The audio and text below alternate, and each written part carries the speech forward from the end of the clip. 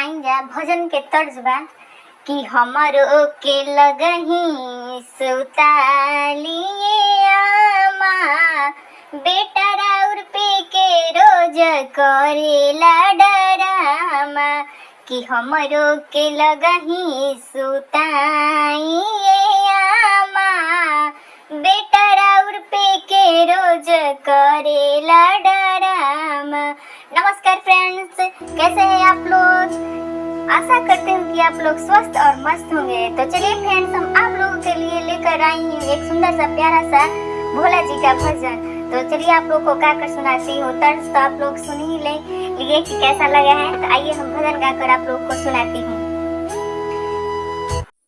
हो हमरो के आपन बना लिए गुरुजी, कि हमरो के आपन बना लिए भोला जी, एही ठैया धुइया रमा लिए भोला जी, ओ एही ठैया धुइया रमा लिए भोला जी, कि हमरो के आपन बना लिए भोला जी, एही ठैया धुइया रमा लिए भोला जी। सिया पे दया करी तब हम जानी हो, सिया पे दया करी तब हम जानी, सुनी ना कि भोले बाबा बड़ा हई दानी, सुनीला कि भोले बाबा बड़ा हई दानी, हमरो पे दया करी तब हम जानी हो, हमरो पे दया करी तब हम जानी, शिष्या के आपन बना लिए भोला जी, हो लक्ष्मी के आपन बना लिए भोला जी, कि हमरो के आपन बना लिए भोला जी, एही ठैया धोइया रमा लिए भोला जी,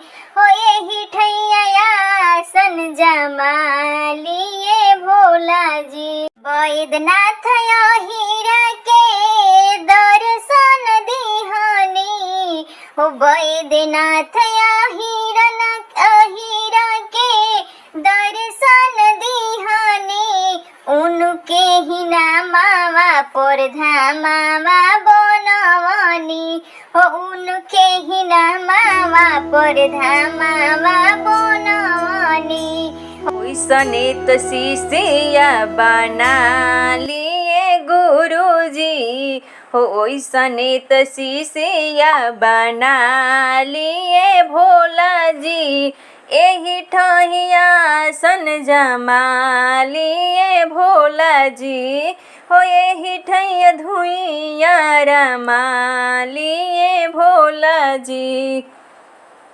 सती हो अहिल्या संगे छल भइल भारी, सती हो अहिल्या साथे छल भइल भारी, परगट होके हरि सती के दिहनी तारी, परगट होके हरि सती के दिहनी तारी, ओइसने त शिष्या बना लिए भोला जी, हो ओइसने त शिष्या बना लिए भोला जी, हमरो के आपन बना लिए भोला जी, हो एही ठैया धुइया रमा लिए भोला जी, हमरो के शिष्या बना लिए भोला जी, हो हमरो के आपन बना लिए भोला जी।